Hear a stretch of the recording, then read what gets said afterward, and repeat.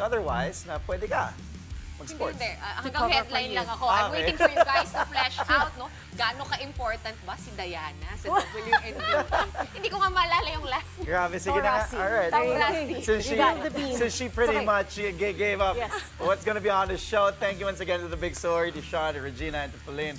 Well, on play-by-play, as Sean was mentioning, we've got the much-awaited first clash between the Lakers and the Mavericks since that blockbuster trade that sent Luka Doncic to LA and Anthony Davis to Dallas, plus results of the first set of games in the semifinals of the PBA Commissioner's Cup. And we've got Alan Fry of the National Men's Curling Team live in the studio to talk about the squad's historic gold in the Asian Winter Games. I'm Andre Felix. And I'm Shaska Tuncalo. And here's tonight's play-by-play.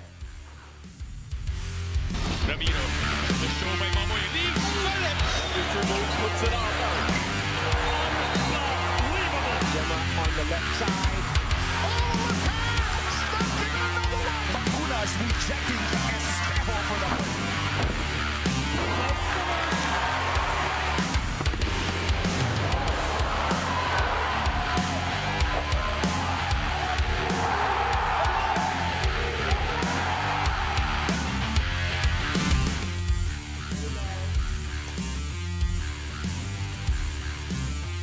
Definitely one of the most highly anticipated NBA games of the season. The Los Angeles Lakers against the Dallas Mavericks, featuring Luka Doncic against his former team for the first time ever after the trade.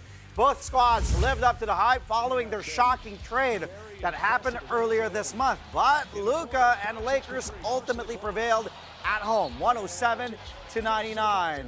That man right there, the Slovenian superstar, had a spotlight throughout, even staring down his former bench, the whole Dallas Mavs bench, after hitting that long bomb right there. Luka Magic finished with 19 points, 15 rebounds, 12 assists, to join his teammate LeBron James and Russell Westbrook as the only players to drop a triple-double on all 30 NBA teams. LBJ added 27 markers, including 16 in the fourth, to stave off the Mavs' attempt at a comeback. Luka's counterpart in the mega deal, Anthony Davis, however, was in the building as well, but did not play due to a hip injury.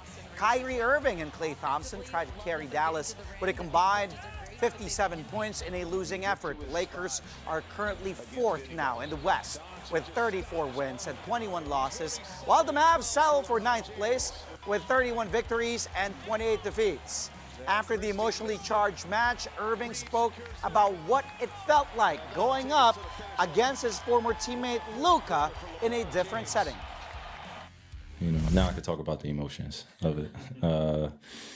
Yeah, no, it was awkward, but at the same time, it was fun. You know, we got a chance to, feel like we were in practice all over again, going at each other. That was a good reflection point. And then just, seeing the crowd cheer for him and just get him going and see him make some of the tough shots that I've seen him make thousands of times.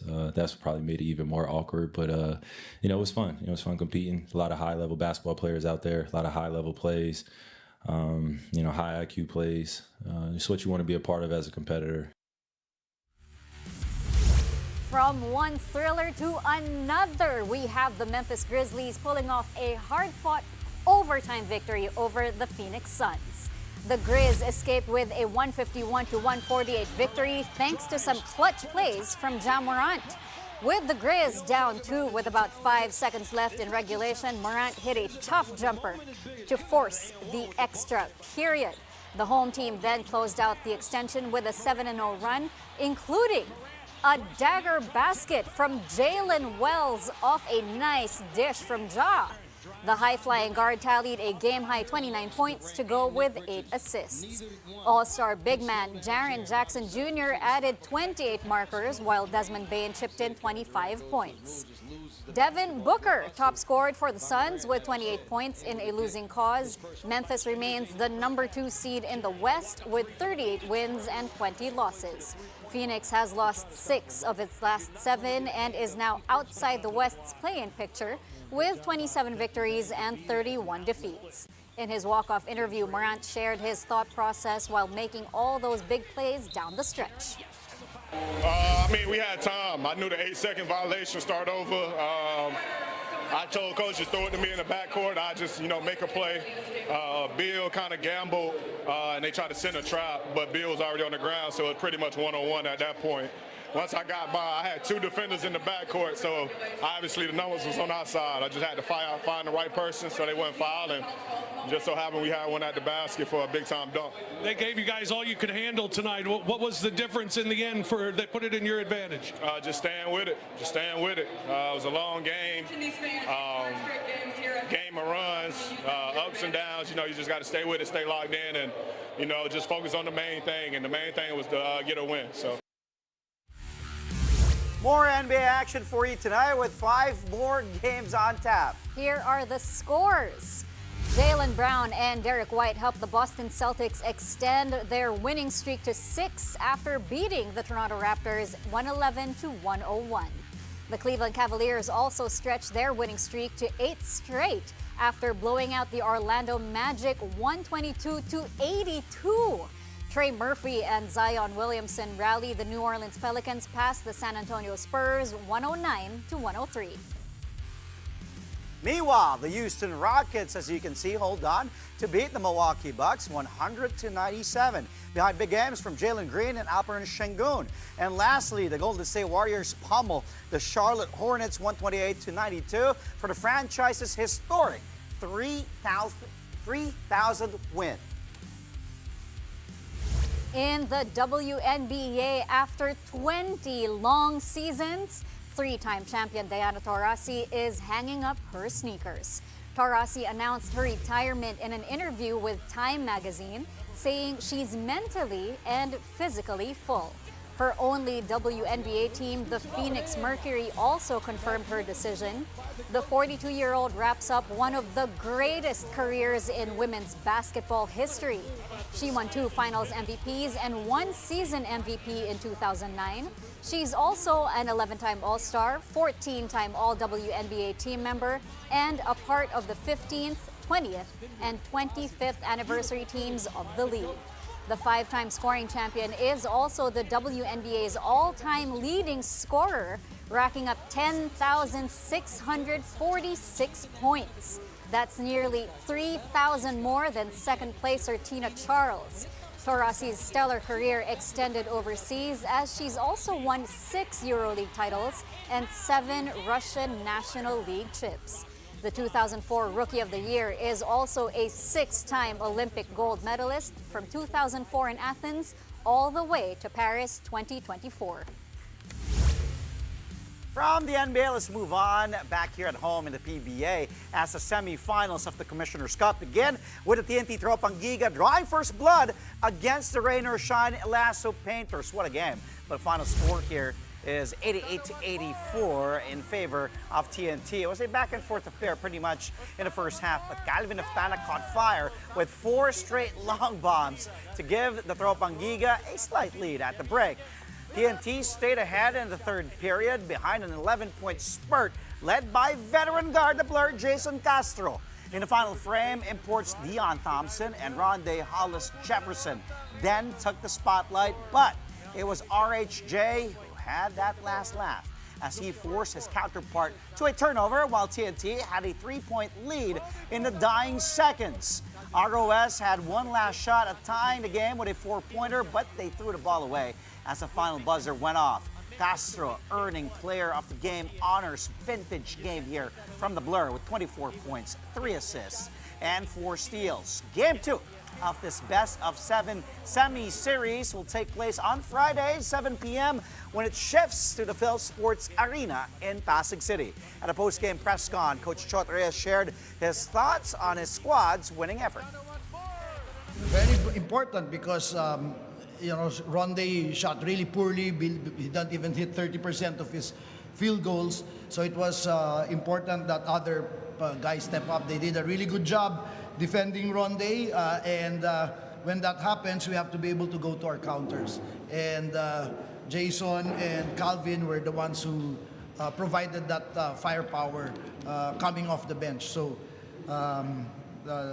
that's the good thing. It was a struggle for us the whole game, but at least we won with our import struggling with this offense, and I think we should be able to be better and grow from this game.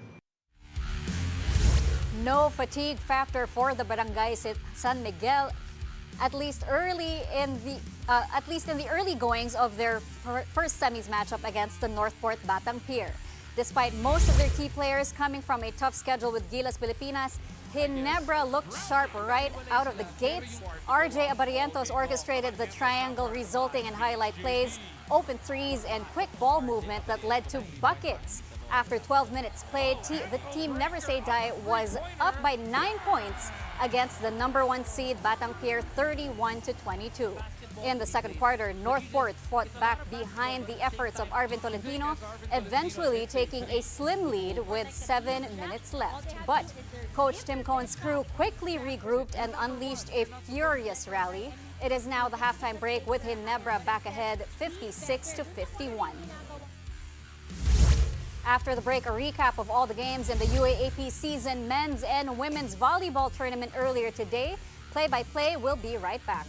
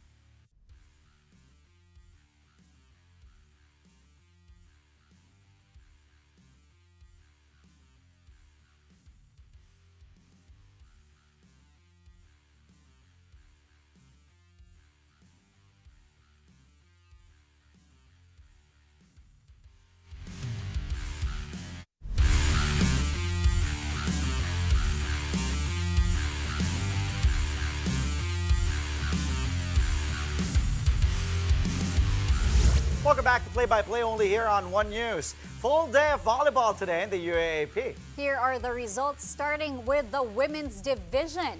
The UST Golden Tigresses repeat over the De La Salle Lady Spikers in a rematch of last year's Final Four face-off. The victory did not come easy, as UST had to survive a 5-set battle, 25-12, 22-25, 13-25, 25-23, and 15-13.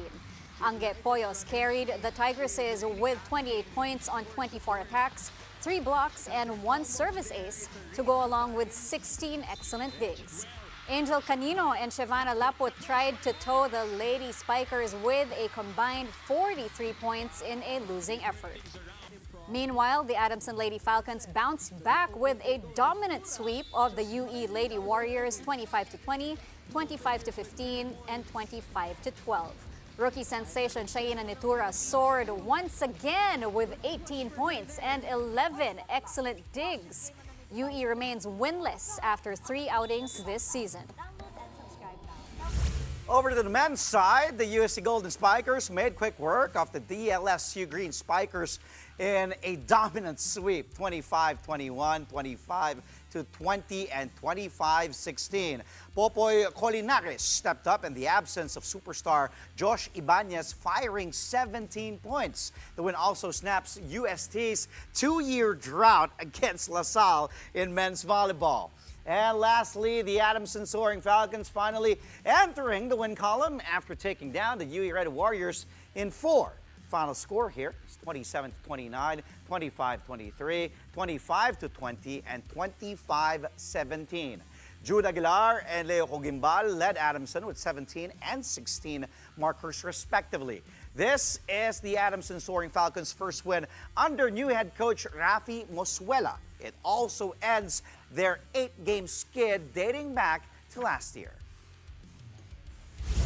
3 more volleyball games on tap today, this time in the Spikers Turf Open Conference. The Savoj Spin Doctors held off the Alpha Insurance Protectors' attempt at a reverse sweep, clinching a hard-fought 5-set victory. Final score 25-23, 25-23, 20-25, 20-25, and 15-13. Shawi Caritativo led the way with 17 points, tallying 13 attacks, 2 blocks, and 2 service aces. Meanwhile, the crisscross King Crunchers kept its winning streak alive, overcoming the PGJC Navy Sea Lions in 4 sets, 25-17, 25-27, 25-20, and 25-20.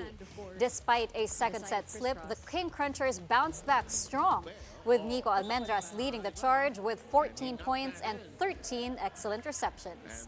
And lastly, the Signal HD Spikers swept the VNS Leyte Crete Griffins 25-21, 25-13, and 25-19.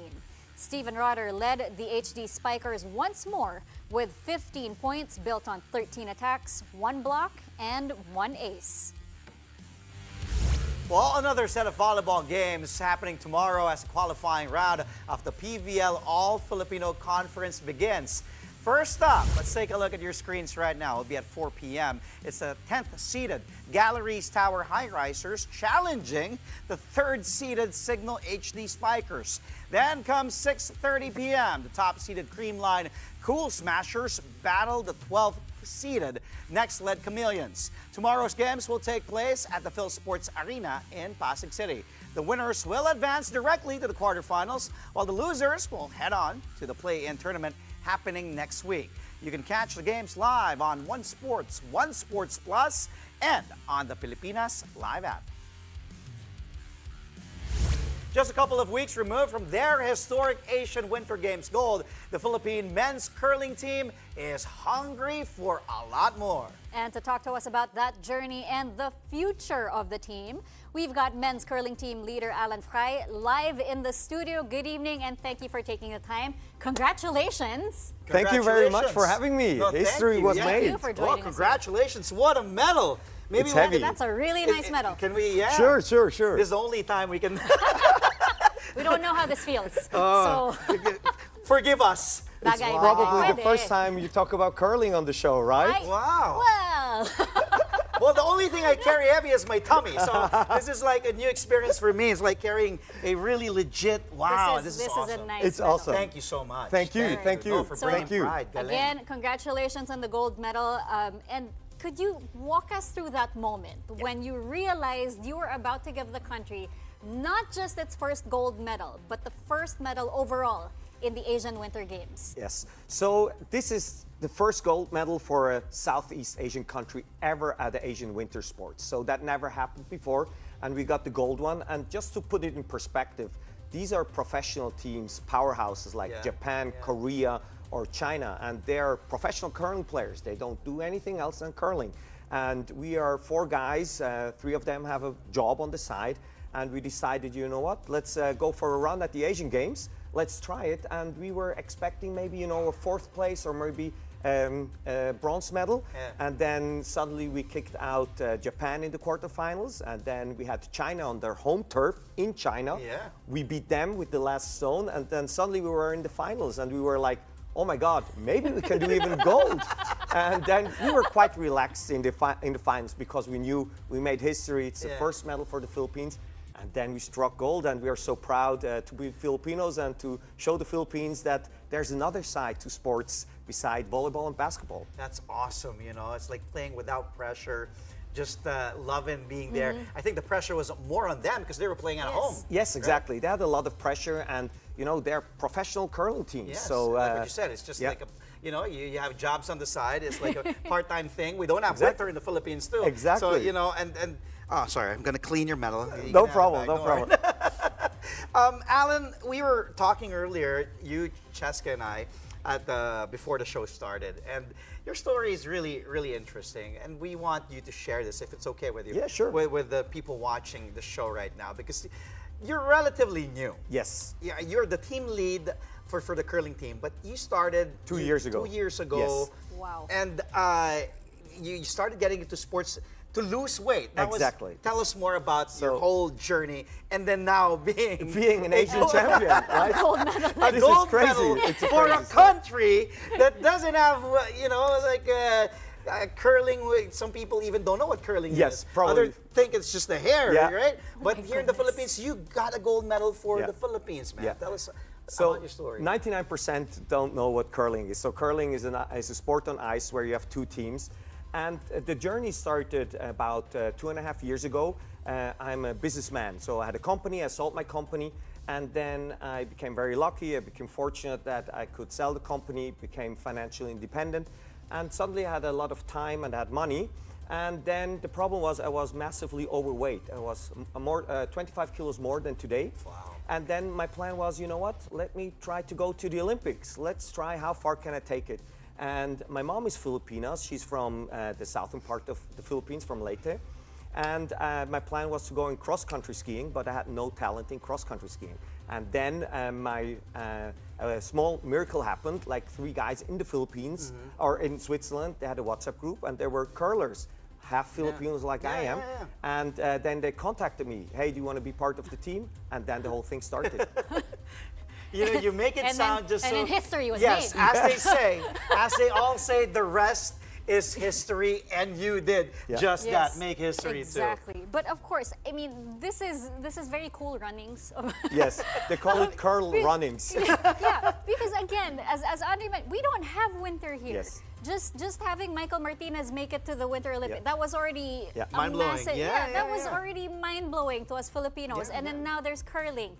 So you know, how do you think this win can help grow this Yeah. sport in a tropical country like Yeah. the Philippines? That you open possibilities. Yeah. So our goal is to go to the Olympics in 2026 in Milano. That's our main goal, right? So we see a 3-step plan to have more Filipinos be interested in curling. Why? Because it's a precision sport. It's very close to bowling or dart. And we Billiards. yes, exactly. And we believe that Filipinos have real talent in these precision sports. And so our plan is to create awareness through success. That's what we're doing right now. The second step will be that our Curling Pilipinas Federation will take Filipinos from the Philippines to South Korea or Japan, learn to curl, and then hopefully one day we will get like a curling arena here in the Philippines. That would be great. Well, as we take a look at some pictures, this historic win again in Harbin, China. We're talking to Alan Fry here, representing the Philippines. Historic first Southeast Asian country to win gold in the Asian Winter Games. Okay, we don't have much time. We wish we did. But do you plan on having clinics, you know, to further the sport here in the country, maybe inspire, and also, since we don't have much time, your message as well after you answer my first question, and it's like a two-part question. Yeah. Then your message also to the Yeah, Filipino sure. community, and probably, you know, enticing them, inviting Yeah. that, hey Yeah. guys, we can actually excel in Exactly. this sport. So, as mentioned before, we want to go to the Olympics. We want to make the story even bigger. We want to have this cool runnings moment. And, you know, we want to thank the Philippines for making that possible, especially, you know, the Filipino Sports Commission. They were very helpful. The POC was super helpful. And, you know, with them together, we want to grow the sport more. And just imagine, 2 years ago, I was an overweight guy, 40 years old, I was unhealthy, and 2 years later, I'm an Asian champion in curling. So don't let anybody tell you what you can and can't do. See, and it's never too late to start. Yes, yes. Look at this guy winning a That's- gold medal. that's- Winning gold medal, and the great Filipinos story. are made for curling, I believe. Really? Really, I believe so. Sorry, we don't have much time, but just chances of the Philippines qualifying for the Winter Olympics in Milan, You Italy. need to be realistic. I asked ChatGPT. ChatGPT said we had about 20% chance. So let's stick to that. Okay. Well, you know what? We defy numbers here. So thank you, just so said, yeah. much. Thank you, Alan. Thank you very, very much. Thank you so for your much, time. man. That was Thank Alan you. Kai, Bring your medal. team lead of the gold medal Galing. winning Philippine men's curling team. Congratulations. Thank you, sir. Laban Thank you. Filipinos, let's go. Yes. Yes, let's go. Thank you. Thank you, boss. Thank you. All right, coming up, esports is making a bigger splash at the 2026 Asian Games with organizers unveiling an expanded lineup. More details on that when Play by Play returns.